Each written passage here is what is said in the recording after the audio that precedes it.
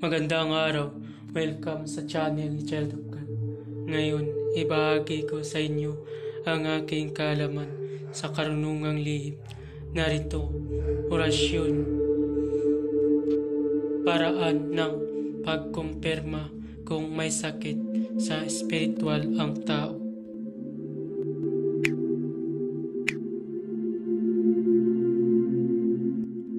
Pamilin, mahalin at pagkaingatan ang bawat ibinabahagi ko sa YouTube channel na ito. Ang kapangyarihan na kapaloob dito ay lubhang maiwaga. Gamitin lamang sa kabutihan at pagganap ng kalooban ng Diyos.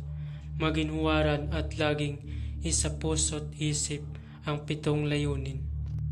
Una, isabuhay ang 4 na gintong simulain, makadiyos, makabayan, at makatao, makakalikasan. Pangalawa, isagawa ang pag-ibig sa Diyos, pananampalataya at pag-asa sa pamamagitan ng tiyaga. Pangatlo, isakatuparan ang kabutihan, katwiran, kalinisan, katotohanan, kadalisayan, kaliwanagan, at kababaan ng kalooban.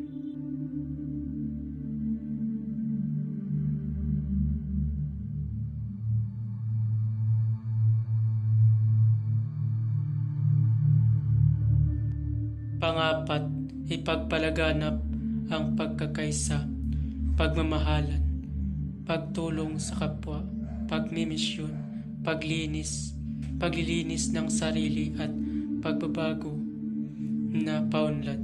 Panglima, magkaroon ng paggalangan, pag-unawaan at pagmamahalan sa isa't isa bilang mga kapatid at kapwa-tao. Panganim, maging dakila sa isip, sa salita at gawa para sa Diyos, sa bayan at tao.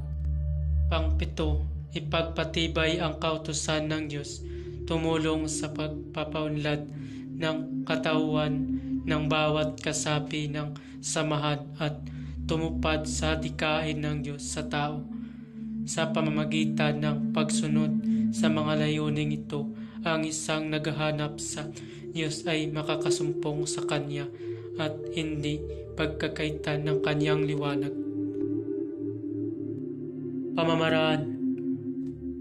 Bago gamitin ang orasyon ay magdasal muna ng 3 Ama Namin, 3 Aba Ginoong Maria, 3 luwalhati, at 3 sumasampalataya.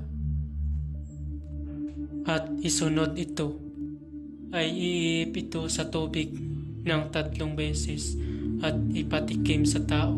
Narito ang orasyon: Kristak, Ortak, Aminatak, Okmitak, Aminatak, Heptak. Kung ang lasa ng tubig ay mapait, masaklap o mag-iba ang lasa, sa karaniwan ay may espiritong namiminsala sa kanya. Babala, ang lahat ng orasyon na aking ipinabahagi dito ay lubhang makapangyarihan. Gamitin lamang sa mabuti. Kung sino man ang gumamit sa masama ay mayroong bad karma.